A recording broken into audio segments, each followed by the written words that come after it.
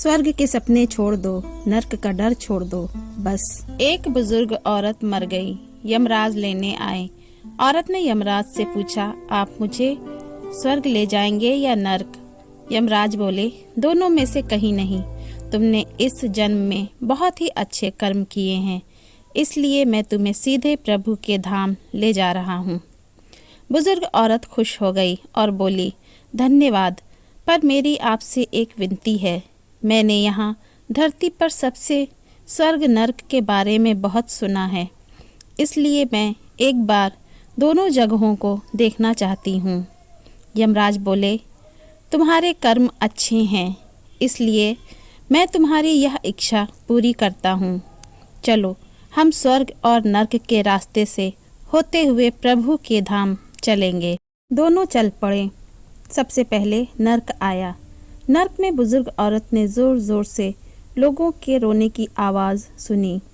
वहाँ नर्क में सभी लोग दुबले पतले और बीमार दिखाई दे रहे थे। औरत ने एक आदमी से पूछा, यहाँ आप सब लोगों की ऐसी हालत क्यों है? आदमी बोला, तो और कैसी हालत होगी? मरने के बाद जब से यहाँ आए हैं, हमने एक दिन भी खाना नहीं खाया। भूख से हमारी आत्माएं तड़प रही हैं। बुजुर्ग औरत की नज़र एक विशाल पतीले पर पड़ी, जो कि लोगों के कद से करीब 100 फीट ऊंचा होगा। उस पतीले के ऊपर एक विशाल चम्मच लटका हुआ था। पतीले में से बहुत ही शानदार खुशबू आ रही थी। बुजुर्ग औरत ने उस आदमी से पूछा, इस पतीले में क्या है? आदमी मायूस होकर बोला, ये पतीला बहुत ही स्वादिष्ट खीर से हर समय भरा रहता है। बुजुर्ग औरत ने हैरानी से पूछा, इसमें खीर है? तो आप लोग पेट भर के ये खीर खाते क्यों नहीं? भूख से क्यों तड़प रहे हैं? आदमी रो रो कर बोलने लगा, कैसे खाएं? ये पतीला 100 फीट ऊंचा है। हम में से कोई भी उस पतीले तक नहीं पहुंच पाता। यह सुन बुजुर्ग औरत को उन पर तरस आ गया।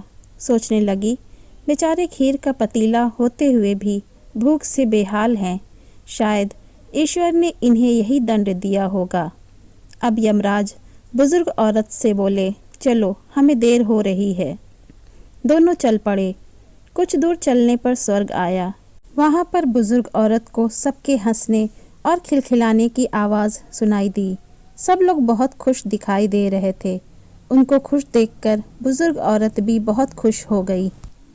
पर वहाँ स्वर्ग में भी बुजुर्ग औरत की नज़र वैसे ही 100 फीट ऊंचे पतीले पर पड़ी जैसा नर्क में था।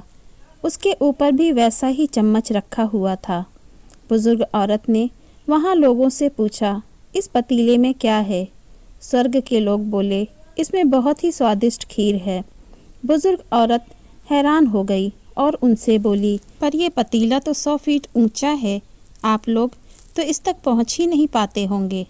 उस हिसाब से तो आप लोगों को खाना मिलता ही नहीं होगा। आप लोग भूख से बेहाल होंगे। पर मुझे तो आप सब बहुत खुश लग रहे हो, ऐसा कैसे?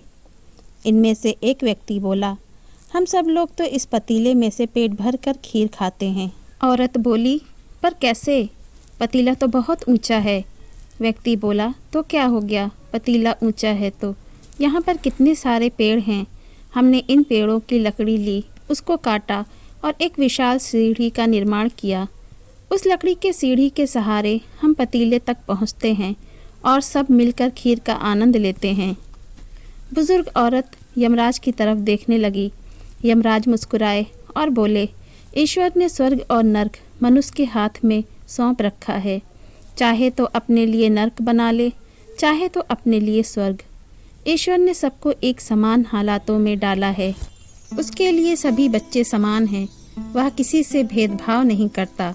वहाँ नर्क में भी पेड़ पौधे सब थे, पर वह लोग खुद ही आलसी हैं। उन्हें खीर हाथ में ही चाहिए। वह कोई कर्म, कोई मेहनत नहीं करना चाहते, इसलिए भूख से बेहाल हैं। क्योंकि यही तो ईश्वर की बनाई इस दुनिया का नियम है। जो कर्म करेगा, मेहनत करेगा, उसी को मीठा फल खाने को मिलेगा। स्वर्ग के सपने छोड़ दो, नर्क का डर छोड़ दो। बस आपकी वजह से किसी का दिल न दुखे, इतना सोचो और बाकी सब कुदरत पर छोड़ दो। मेरी ये कहानी आपको कैसी लगी प्लीज़ हमें कमेंट करके ज़रूर बताइए।